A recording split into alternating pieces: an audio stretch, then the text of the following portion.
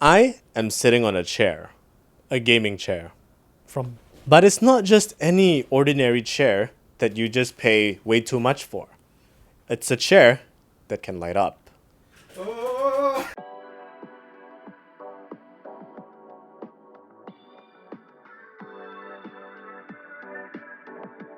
This is Galax's gaming chair, also known as the GC-01 Gaming Chair 01, and it can't be any more accurate. It's because it's the first gaming chair that Galax has ever made.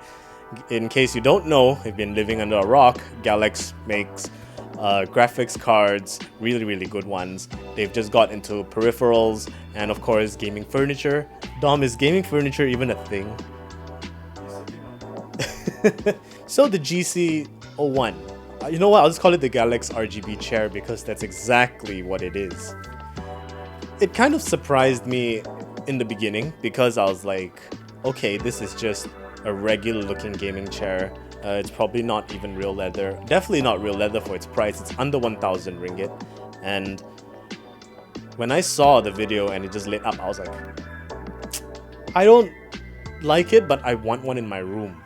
And after I got one in my room, I think I just like it because it's just really flashy. But as a chair, things are more important than just looking flashy, right? It's all about comfort. It's all about, flexibility and whatnot. It's got almost everything that I kind of need in a gaming chair, but you see, gaming chairs and just really good ergonomic chairs really share too many similarities to, justify anything. So what's to like about this chair when I first sat on it was it's just how good these 4D motion armrests can go. This kind of flexibility and movements to adjust to however you like for your armrests is pretty flexible in a sense where like you have different kinds of tables. I'm gonna have another table coming in. It's gonna be a variable height with this table that I'm having right now, and I'll be moving between tables. So having that 4D motion, to adjust according to height and of course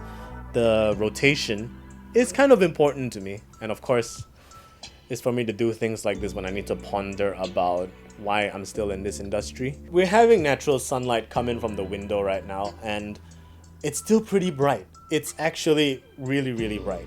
Let me just see how far this can go. This is actually the maximum.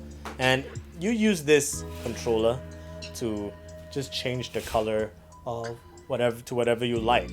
You can even change the light modes. You can see what I'm doing right now. So this is just changing color, and when you press the auto button, it will just go into this randomized crazy town of different lighting modes. And you can still change the mode like that to see where the strobe's direction is coming from, which I was like, that's pretty cool.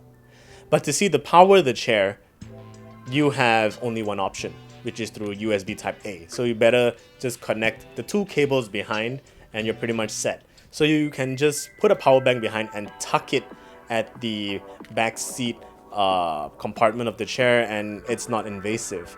But the thing is, like, are you really going to dedicate a power bank to do that?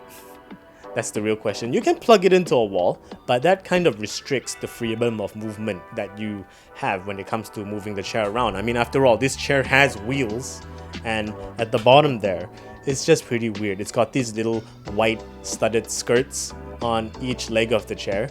And I was like, why is it there? Is it to just stop my feet from slipping away? Or is it just an extra aesthetic touch to match the overall look and color of the chair? When it comes to just recline, it's not surprising. I mean, it just goes suitably down for you to take a nap, a really awkward nap, just facing your ceiling. But it's actually quite comfortable. I see myself taking a nap on this. I've actually just sat down like this before listening to my headphones. And when you recline back up, it's really fast. So yeah, you better be prepared for that impact. Son of a... It has two cushions, a lumbar cushion and a headrest cushion.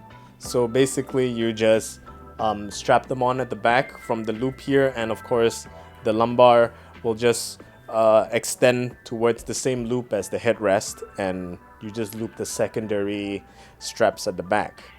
And as you can see where the lights are coming from, it's kind of translucent mesh material here, and the rest of the chair is what do we call it? Is it pleather? Yeah, I think it's called pleather. PU leather. Pleather. I like mine more. Yeah, it's definitely a lot more diffuse. I mean, it cannot be glossy. Otherwise, it's just going to reflect off your monitor and you're just going to hate it. So I guess this is... Galax did put some R&D into this to not make it shine from your monitor. And this is how the back looks. So you can see that I've attached my power bank at the back, which is connected to the chair. And that's my microphone. So this does have a pretty good use, but you need a good power bank to do that. And you can see that there's this zip here for you to, well, unzip. So that's just towards the upholstery of things. If you want to add some stuff in, maybe you want to hide something questionable from the authorities, I don't know. That's about it for the back, but of course we're just going to be focusing on the front. On a scale out of 10, I can say the level of comfort, it's probably a 7. It's probably a 7, a strong 7, because, you know, it's not the only gaming chair, and of course it's not the first gaming chair to have RGB, but I can say that Galax has done the RGB a lot of justice. They've pretty much nailed it on the experience, but this is just about flashy.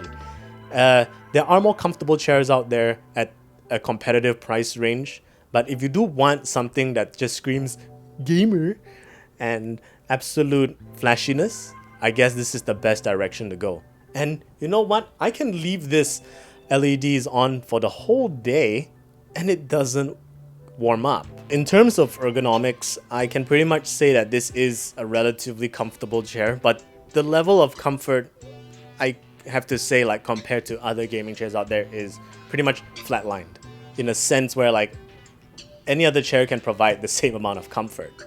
Really, the lights is what gives it the edge here, but it is like, how do I put this, really subjective to your personal taste. And of course, we can't forget about things like weight limit.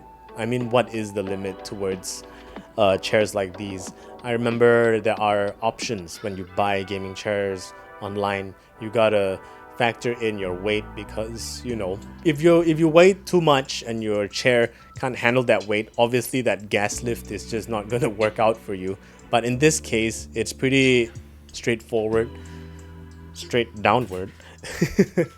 Yeah, that was a bad joke, Dom. I weigh about 76 kilograms now, and I'm sitting on this quite comfortably. I'm not too sure about if you're about 90 and above. For record, I weigh about 110 kilograms now. My jean sizes are like 40 or 38. 110 plus tax? 5%. They're actually quite comfortable. The gas lift definitely will not last you. Maybe for the first few months or so, from experience it will, but don't worry, they're actually replaceable, don't worry. And if you're wondering if like it's too small, it actually fits me, no problem. And if you you really want an RGB gaming chair, I can give the green light to this. Okay, back to you, Zen. Thanks for that lovely weather report, Dom. If you are in the market for specifically an RGB gaming chair, I can actually recommend this because I think the price is actually pretty okay. It's really competitive, and I think a lot of people would like it because of the lights. Maybe you have a completely blinding RGB setup in your house, and if you have a chance to just add an additional thing there, which is highly functional, which is a chair which you use every day, the Galax GC-01 would pretty much be the only choice you have right now. You can find chairs like these on Taobao, but I ain't trusting any of that. Thank you guys for watching. I'm Zen the Geek. That was Dom there. And it's time to play games. No